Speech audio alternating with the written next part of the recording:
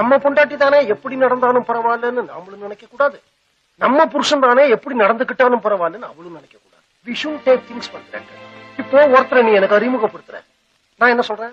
Hello sir, how are you, pleased to meet you சொல்றேனா இல்லையா? நடுவுல இருமல் வருது, அந்த இருமலுக்கு ஒரு சாரி சொல்றோமா இல்லையா?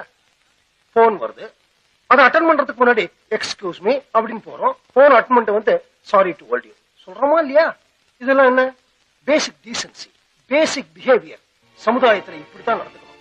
நீ அறிமுகப்படுத்தினதா சொன்னேன்னு அந்த நபரை நான் இனிமே சந்திக்க போறேனா இல்லையான்னு எனக்கே தெரியாது. அவருக்கே அவ்வளவு மரியாதை கொடுக்கும் போது வாழ்நாள் பூரா நம்மளோட வாழற மனைவிக்கு அந்த மரியாதையை நம்ம கொடுக்கிறோமா? இல்ல அந்த மனைவிதான் நமக்கு அந்த மரியாதையை கொடுக்கிறாளா? பதில் 100% இல்லைங்கிறதா.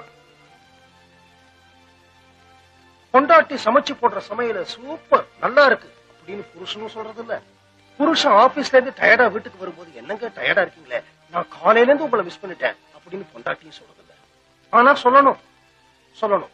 அப்படி ஒருத்தருடைய உணர்வுகளை இன்னொருத்தர் புரிஞ்சு வாழ ஆரம்பிச்சிட்டா வீடே சொர்க்கமாயிடும். எனக்கு என் பொண்டாட்டி கிட்ட பயம் இல்ல, மரியாதை இருக்கு.